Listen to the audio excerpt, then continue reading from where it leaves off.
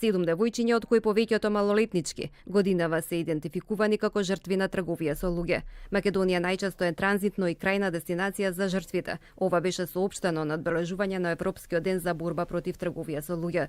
Годинава се идентификувани и 76 потенцијални жртви на овој профитабилен криминал и 72 ранливи лица кои се упатени на соодветна помош и поддршка, истакна од Министерството за труд и социјална политика.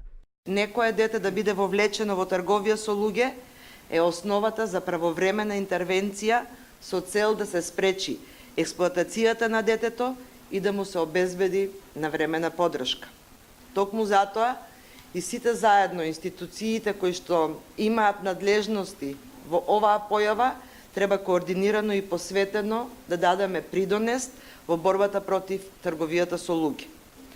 Според податоците на Меѓународната организација за миграции на глобално ниво, учество на жртви тргувани поради присилна работа значително се зголемила и станала подоминантна форма на трговија со луѓе. Кога станува збор за жртви на трговија со луѓе со цел сексуална експлоатација, доминираат жените жртви на трговија со луѓе.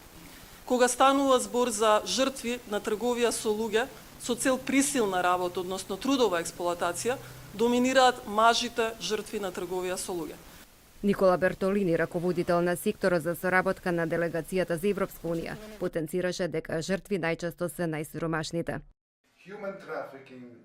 Борбата со трговијата со луѓе е еден од најитните со која денес се соочува меѓународната заедница.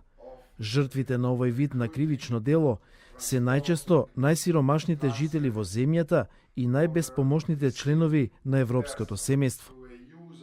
Магдалена Несторовска, државен секретар во МВР и национален координатор за борба против трговија со луѓе и легална миграција, потенцираше дека од големо значење е формирањето на националната единица Task Forces и најави дека примарни цели во следниот период се измена на кривичниот законник и носење на закон за обештетување на жртвите од трговија со луѓе.